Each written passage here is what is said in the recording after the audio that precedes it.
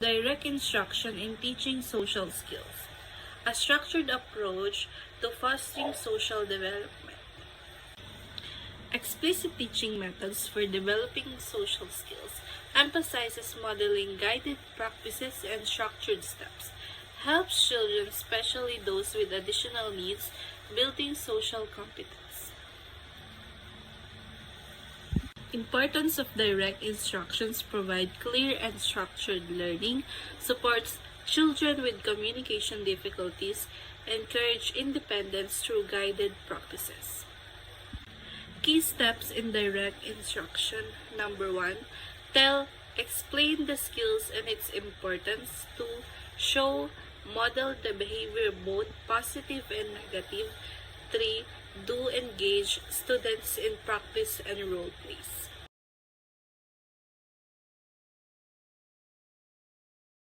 Social story describes situation, skills, or concept using relevant social cause, perspective, and common response in a structured format. Gray and Garan, 1993. Social story are short structured narratives na tumutulong sa bata para mas maintindihan nila yung araw-araw na sitwasyon, pati yung behaviors and expectation. Second, they help children understand social situation and develop appropriate response. They are describing the events in real life. They describe that in a simple and clear way so that the children can easily understand. These stories are especially beneficial for children with autism, developmental delays, or other special needs as they provide guidance on how to handle social interaction and emotion. Like for example po yung nagtatanong in a way na may paggalang, imbis na sabihin nila na pahiram nga ako ng lapis mo, tuturuan nila na sabi po ng pwede po ba akong pahiram ng lapis mo? Pero dapat po may thank you pa din po sa huli, sign po para po sign ng paggalang. And for the purpose and benefits of social story, the goal is to help children become familiar with events or situations so they can respond appropriately or find alternative responses. Social stories support self-regulation and management, especially in children with disabilities, developmental delays, or special needs. They are particularly useful in teaching social skills to children with autism and spectrum disorder. Social stories designed to help children to react appropriately for everyday situation. Their main goal is to familiarize children to specific events so that they can react appropriately and find alternative responses when it's necessary. This stories po is particularly helpful to teaching self-regulation and also behavior management. Because many children, especially with children with disabilities or special needs, may struggle with their understanding social cues and also with their expectations. Yung social stories po is nag-provide po sila ng step-by-step guidance na magagamit po nila para sa iba't ibang sitwasyon.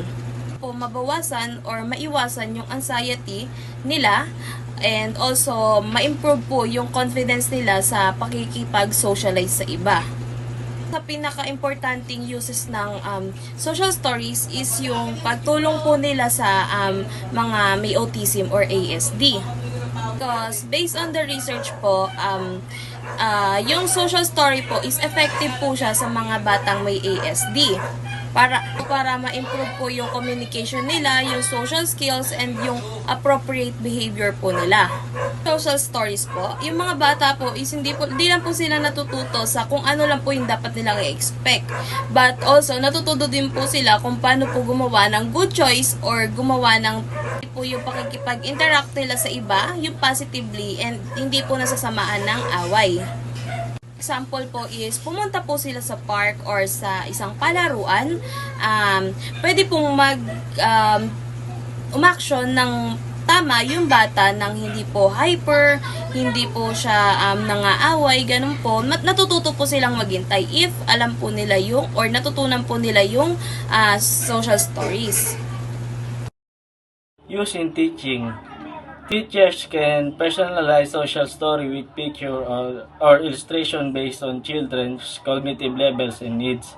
Example, include teaching children how to remain calm during fire or earthquake drills, or encouraging alternative behaviors to inappropriate action like grabbing, hitting, or struggling to share. Social story outline appropriate behaviors, possible triggers, and alternatives response.